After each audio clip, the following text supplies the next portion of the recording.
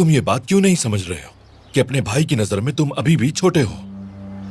मेरे ख्याल से अब तुम अपनी बात कहने का हक रखते हो।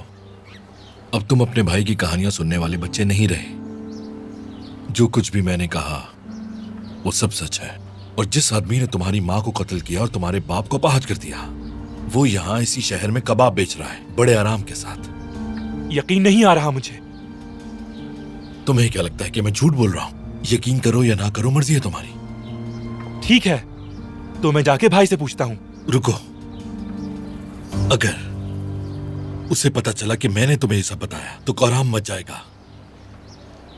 मैं अपने भाई से कोई बात नहीं छुपाता। एक और मसला खड़ा हो जाएगा। बाकी तुम्हारी मर्जी है।